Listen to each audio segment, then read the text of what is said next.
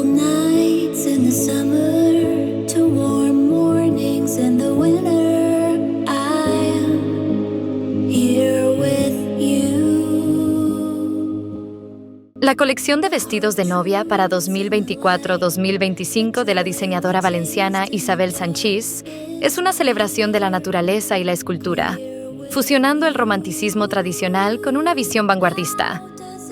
Presentada en la Barcelona Bridal Fashion Week, esta línea destaca por sus volúmenes escultóricos y drapeados envolventes que realzan la silueta femenina. Inspirada en elementos naturales, la colección incorpora flores incrustadas en vestidos, cuerpos y abrigos, aportando un toque orgánico y delicado. Las siluetas varían desde piezas prêt-à-porter, como camisas, abrigos y pantalones ideales para bodas más informales, hasta vestidos de crepé y gasa drapeada con detalles artesanales. Entre las innovaciones destacan cuerpos trenzados con cordones y canutillos, plisados soleil bordados a mano y detalles de cadenas, reflejando la artesanía meticulosa característica de la firma. Además, la colección apuesta por la sostenibilidad, utilizando materiales como hilos creados a partir de botellas de plástico recicladas, demostrando el compromiso de SANCHIS con el medio ambiente. En resumen, la propuesta nupcial de ISABEL SANCHIS para 2024-2025 ofrece a las novias modernas una combinación armoniosa de tradición y modernidad, con diseños que destacan por su elegancia, innovación y respeto por la naturaleza. Like it's nothing, I see it all now. You level the peaks and valleys one by one.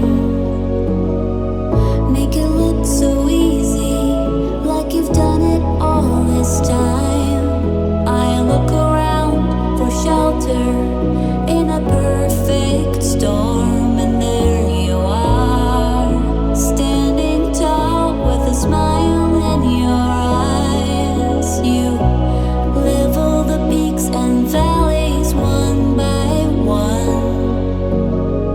Make it look so easy, like you've done it all this time. I look around for shelter in a perfect storm, and there you are, standing tall with a smile in your eyes.